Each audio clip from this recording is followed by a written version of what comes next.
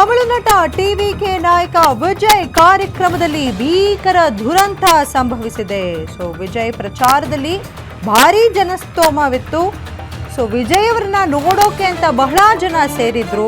ಉಸಿರಾಟದ ಸಮಸ್ಯೆಯಿಂದ 29ಕ್ಕೂ ಹೆಚ್ಚು ಜನ ಮೃತಪಟ್ಟಿರುವಂತಹ ಮಾಹಿತಿ ದೊರಕ್ತಾ ಇದೆ. 59ಕ್ಕೂ ಹೆಚ್ಚು ಜನರಿಗೆ ಗಂಭೀರವಾದಂತಹ ಗಾಯಗಳಾಗಿವೆ. ಸಾವಿನ ಸಂಖ್ಯೆ ಇನ್ನೂ ಹೆಚ್ಚು ಆಗುವಂತಹ ಸಾಧ್ಯತೆಗಳಿವೆ. ಇದೆಲ್ಲಾಗಿರೋದು ತಮಿಳುನಾಡಿನ ಕರೂರ್ ಜಿಲ್ಲೆಯಲ್ಲಿ ಈ ಘಟನೆ ನಡೆದಿದೆ.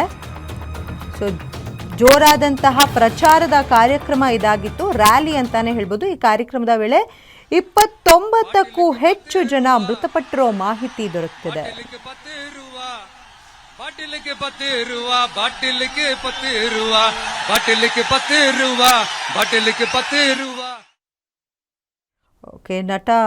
ತಮಿಳಿನ ಖ್ಯಾತ ನಟ ಟಿವಿಕೆ ಪಕ್ಷದ ನಾಯಕ ವಿಜಯ್ ಅವರ ಕಾರ್ಯಕ್ರಮದಲ್ಲಿ ಚಿತ್ರವನ್ನು ನಾವು ನೋಡ್ತಿದ್ದೀವಿ. ಬಹಳಷ್ಟು ಜನ ದಂಡೆ ಅಲ್ಲಿ ಸಾಗಿದೆ, ಜನಸ್ತೋಮನೆ ಅಂದರೆ ತಪ್ಪಾಗಲ್ಲ.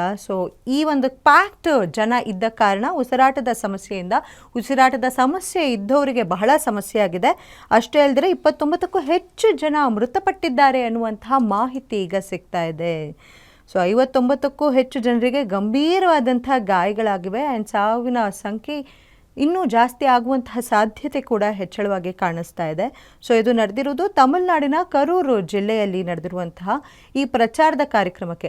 ಇವರು ಖ್ಯಾತ ನಟ ಆಗಿರೋ ಕಾರಣ ಬಹಳಷ್ಟು ಜನ ಇವರನ್ನೇ ನೋಡಬೇಕು ಅಂತ ಅವರ ಅಭಿಮಾನಿಗಳು ಬಂದಿರ್ತಾರೆ. ಅಷ್ಟೇ ಅಲ್ದಿರ ಒಂದು ಪಕ್ಷದ ನಾಯಕನಾಗಿ ಕೂಡ ಅವರನ್ನು ಗುರುತಿಸ್ಕೊಳ್ತಿದ್ದ ಕಾರಣ ಆ ಪಕ್ಷದ ಬೆಂಬಲಿಗರು ಕೂಡ ಅಲ್ಲಿ ಸುಮಾರು ಜನ ಬಂದಿರ್ತಾರೆ.